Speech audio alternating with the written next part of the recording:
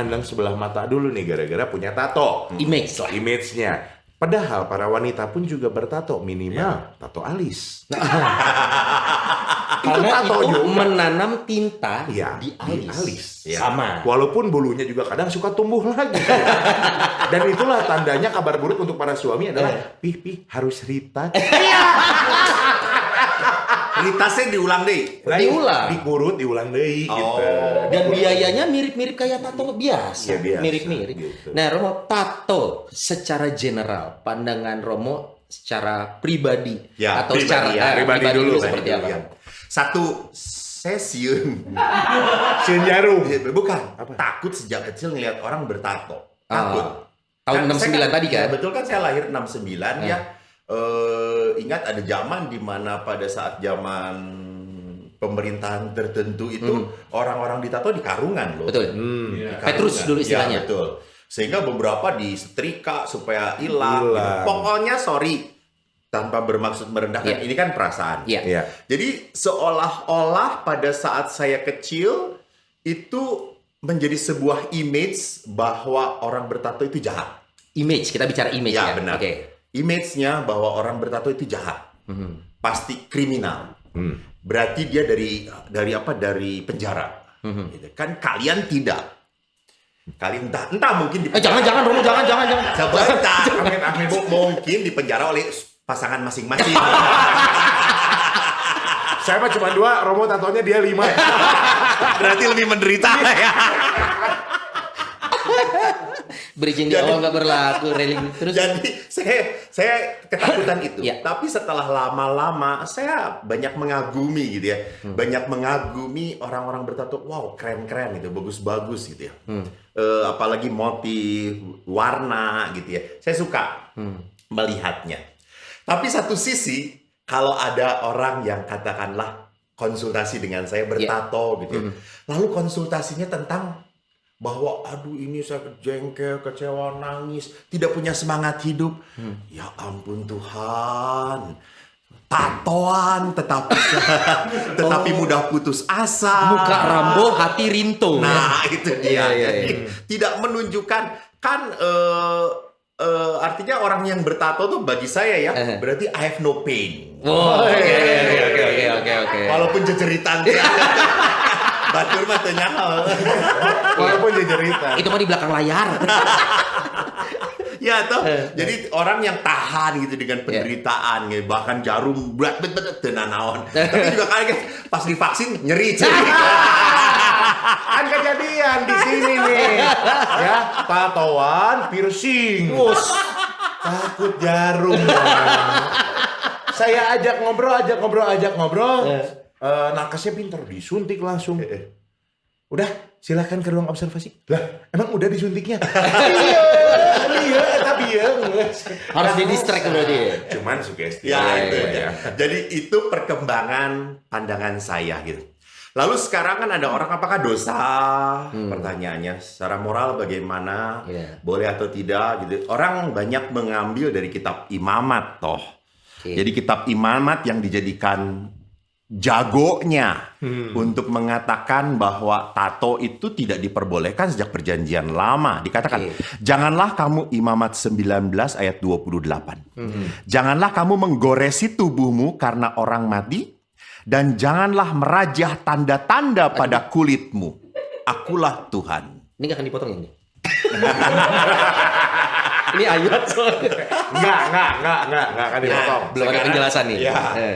Jadi mari kita lihat konteksnya. Oke. Konteksnya. Jadi kitab Imamat adalah punya konteks kejadian, keluaran, Imamat, bilangan. Jadi di situ isinya tentang aturan-aturan di mana orang Israel masuk ke tanah terjanji, di mana di situ ada budaya-budaya yang membuat orang Israel tertarik dengan budaya-budaya lain. Dan salah satu budaya-budaya yang hidup di luar Israel adalah menjarah itu, yaitu bertato itu gitu.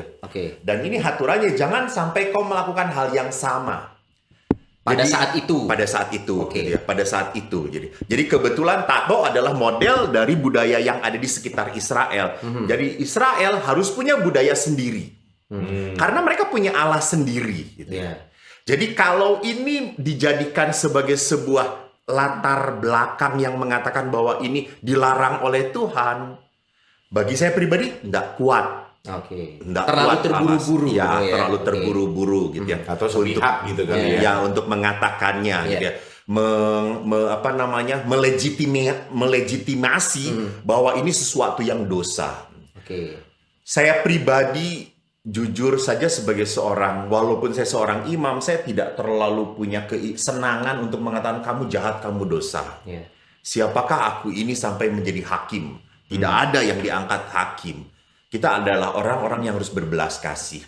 Lalu ada lagi kutipannya dari Bapak Paulus kepada jemaat di Korintus, itu jelas mengatakan bahwa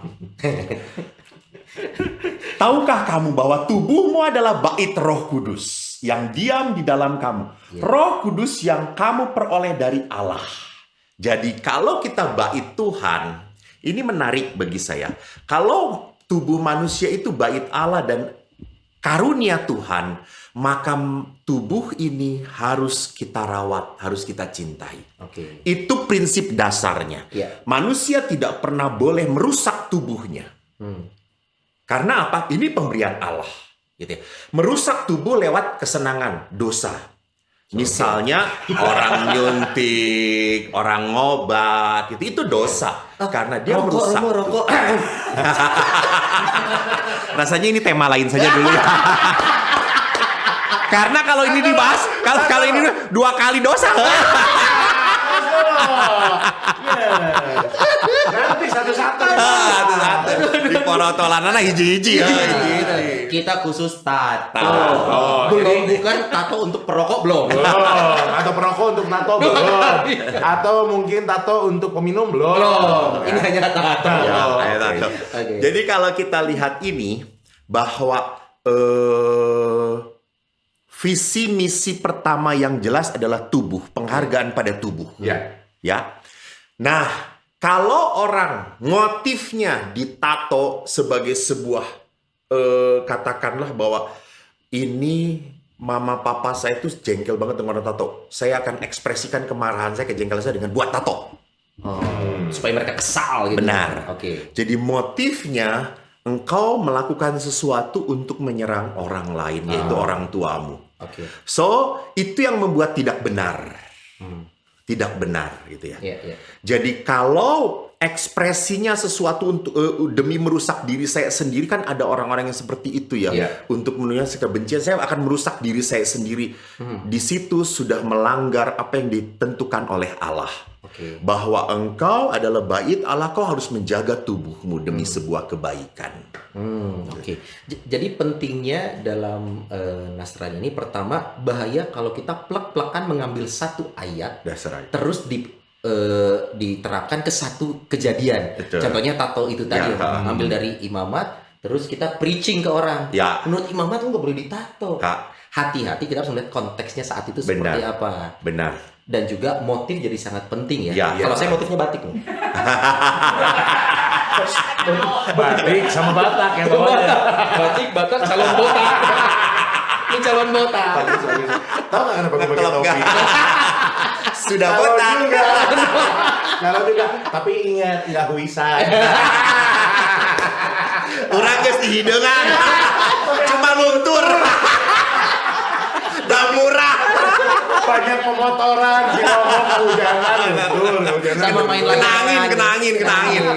Nah, kalau ngomong tren yang sekarang nih Romo, kalau zaman dulu kan Israel masuk ke tanah terjanji juga memang lihat budaya lain. Ya benar. Ya, sekarang di Indonesia juga kan banyak maraknya tato dan lain sebagainya. Itu kita lihat budaya juga. Pemain bola satu tangan.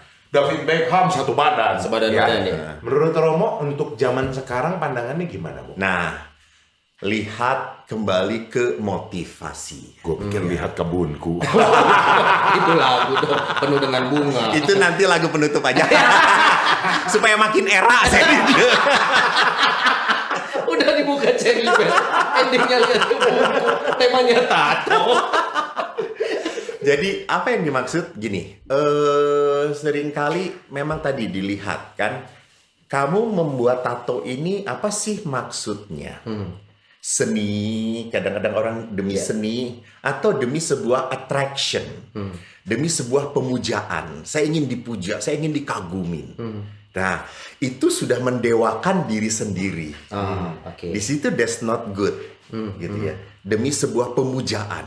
Wah, keren, lu hebat, gitu ya.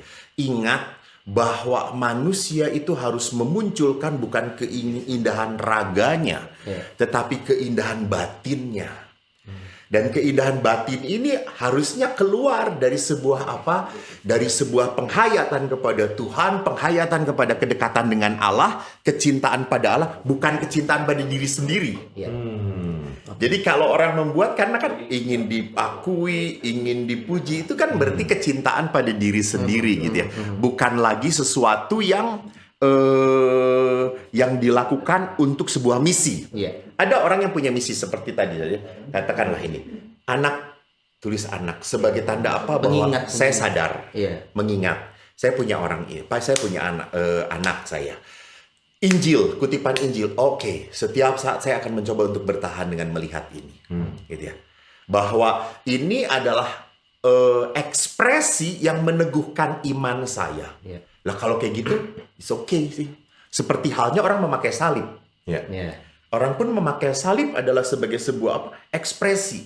Ada seorang anak lucu banget datang kepada saya, Romo tolong berkati salib ini, saya baru beli Romo. Oh ya, ini belinya dari uang saya Romo, uang jajan saya tolong diberkatin. Emang apa ada beli? Beda Romo, kalau setelah diberkatin sama Romo, saya jalan tidak pernah takut sendiri. Waduh. Saya kalau ulangan umum, saya pegang rosarionya, saya jadi bisa Romo. Padahal nggak belajar malamnya. Belajar, mungkin. Nah, iya. Mengajarkan iman yang salah kayak gini coy. Itulah jawabannya kenapa Sony sampai detik ini belum lulus Bapak Ibu ya. Tiap UAS, UTS dia pegangin tato, doa rajin, doa rajin. Ngelihat soal nih jawabannya apa? Ayo dong. Dan ditanya, susus naon? Lalu Yesus bilang, doi. Bagian dia mau jawab bertahan. Jangan jawab. Kalau gitu Romo, kalau kita melihat ya tadi kita bicara tentang Indonesia nih. Tadi Romo sempat nge-mention dan saya pun setuju. Kita berdua sempat ngebahas ini bahwa salah satu latar belakang mengapa tato punya image yang seperti sekarang kita lihat adalah salah satunya pada masa itu, pada masa pemerintahan tertentu. Nah, sedangkan di luar negeri tidak ada masa itu, tato itu dianggap sesuatu yang biasa. Mungkin spesial juga tidak, tapi biasa. Orang bertato itu ya sudah, dia hanya punya aksesoris itu di tubuhnya. Gitu. Nah, kita jadi punya ini nggak sih PR untuk mengedukasi dan membuktikan bahwa ditato itu nggak masalah loh, negara lain nggak masalah loh. Gue ditato bukan berarti sama kayak masa pemerintahan itu loh, masa lalu loh. Walaupun memang motivasi orang beda-beda nih buat kita berdua juga, tapi kita jadi ada beban moral untuk mengatakan ke orang-orang nggak sih Romo, enggak tato enggak gitu kok, image-nya enggak gitu. Iya. Menurut Romo. Kan sebuah hal yang tidak biasa itu butuh waktu untuk penerimaan. Untuk penerimaan. Kan di dunia barat itu kan orang itu hidupku adalah hidupku. Individualis itu Romo ya, betul. Punya gue, gitu. Ini punya gue. Gue nggak ngeganggu lu ngapain ngeganggu gue? Gitu. Jadi saya tidak akan mengganggu kamu selama kamu tidak mengganggu saya. Nah, di Indonesia berbeda. Coba lihat perkawinan aja di Indonesia. Kalau pas tidak ada pandemi, woi, sa RT, sa RW gitu. Kijang teh isina segala-galanya aya di dunia gitu. Benar. Aya emak, aya teteh, ngkong, gitu. Kumpul semua gitu ya. Datang. Di luar negeri tidak akan seperti itu. Iya. Jadi di Indonesia budaya timur, orang lain itu seperti boleh berbicara. Orang lain itu boleh berkomentar. Dan apa yang dilakukan oleh orang yang dekat dengan saya pun berpengaruh kepada saya. You know what I mean gitu ya. Jadi kenapa sih anak lu ditato? Kenapa sih ini nih? Jadi ikut kepo. Kan budaya Indonesia adalah kepo gitu, bicarain yang lain dan seterusnya gitu. Nah, sekarang saya banyak bertemu dengan orang-orang yang katakanlah ditato seperti Anda juga sama. bahwa orang-orang itu punya belas kasih, punya rasa sayang, dan orang-orang yang betul-betul empatik, yang betul-betul memperlihatkan hidup kedalaman yang sungguh rendah hati gitu. Dan dia waktu ditato ya dia mengatakan ya ini adalah ungkapan gitu. Ungkapan seni saya ingin menunjukkan gitu. Memang jangan pernah lupa bahwa tubuh kita bukan billboard gitu ya. Yeah. Bukan tempat untuk iklan. Ya kalau lu buat iklan gue tulisannya bukan Owen Matthew, Owen's Kitchen, Pak. Betul, karena kalau untuk iklan tempatnya di sini. Dan belum ada. harus di Pastor Eko yang ngomong. Minimal ini dulu Tiap minggu ada nih Amin Iya. Tapi beli sendiri. Ini ngomong-ngomong yang bikin desain siapa ya? Kita kan bukan bahas klub motor ya, Pak. Sama bukan band death metal. Tapi memang kalau kita ngomong kebalikannya nih, orang bertato dengan yang tidak bertato. Sebenarnya orang juga ada yang tidak mau bertato ya, Son ya. Banyak yang memang sering nemenin, tapi gue sih enggak, sok aja. Lu aja yang tato, gue mah nggak ikut. Gue cuma nemenin doang. Gue seneng lihat orang bikin gambar, bagus gambarnya, dikagumi. Kayak Romo Eko lah, seperti ini ya. Romo Eko bersih nggak ada tato, tapi suka lihat gambar motif-motif tertentu gitu ya. It's okay. Nah, ini balik lagi jadi polemik ketika misalkan tadi yang Sony bilang kita masuk gereja, gitu lagi ibadah ikutan baik di tempat Sony ataupun juga di gereja Katolik ya. Ketika ibadah Son, lu pernah nggak ditutup-tutupin, turun-turunin? Gua termasuk orang yang gua ditato bukan karena pengen memperlihatkan atau ditutupin. Gua seapa adanya aja. Saat gua pakai lengan panjang bukan berarti pengen nutupin. Saat gua pakai lengan pendek bukan berarti ingin menunjukkan. Karena tato buat gua sepersonal itu. Ya. Gua pengen punya aja. Urusannya gitu. Sama gua pribadi gitu. Betul. Ya. Nah, kadang sering kali kan ya itu yang tadi Pastor Eko bilang, ada orang-orang yang kepo, knowing every particular object. Betul. Pernah ada yang manjangin, Dan memang itu singkatannya benar. Jadi memang ya gimana Romo, itu kan hak juga katanya kalau mau jagoannya kepo. Saya teh mikir naon. Eta kepo. Emang ada singkatannya.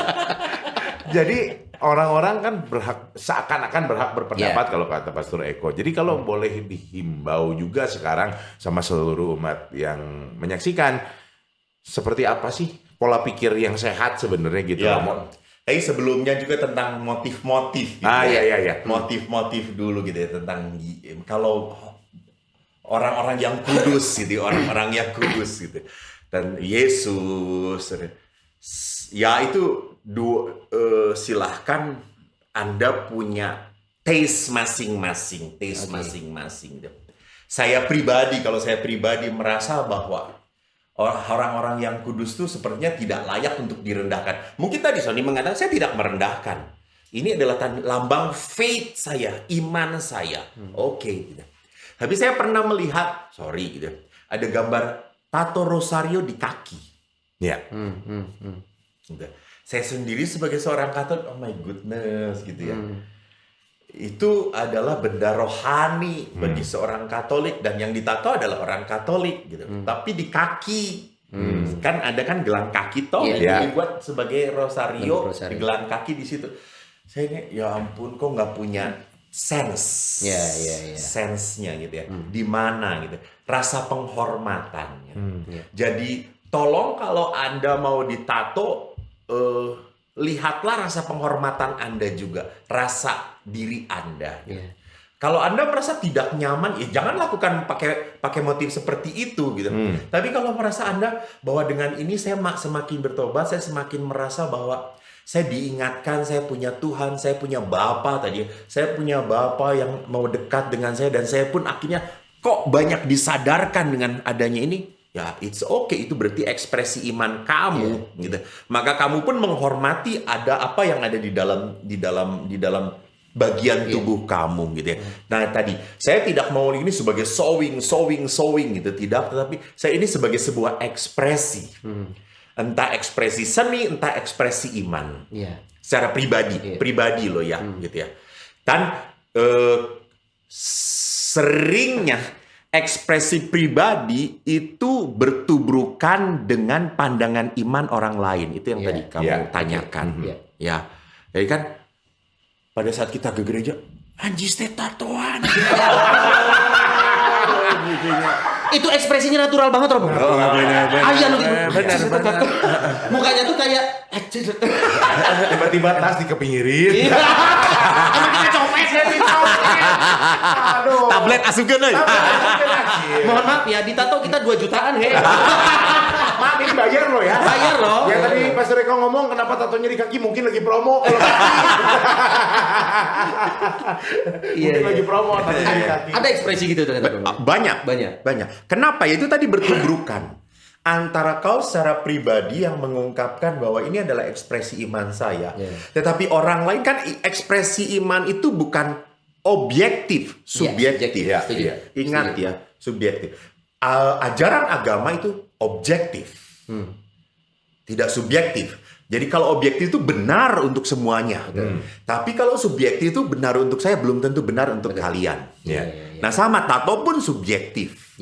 Subjektif. Nah di sini pentingnya bahwa kita sebagai seorang beriman belajar untuk menghargai ekspresi-ekspresi iman. Selama tidak mengganggu, Romo ya. Benar. Lihat secara- Ya tadi gitu ya.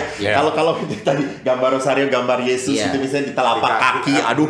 Ini lebih ke tentang kepantasan mungkin, Romo ya. Yes, right. Etika. Iya. Layak atau Layak tidak atau tidak. gitu ya. Iya. Karena jadi orang mengerti, kamu tahu ini siapa? Iya. Kamu tahu ini siapa gitu ya. Jadi kalau kamu tahu siapa ini harusnya kan ditempatkan di tempat yang agung. Betul. Di tempat yang mulia. Atau misalkan kita kan nggak mau ya kalau ada orang gambar tato wajah kita tapi di ketiaknya. Kita kan, kenapa muka gue ada di ketiak lo? Kan nggak mau. Pulang dari sini Romo Eko.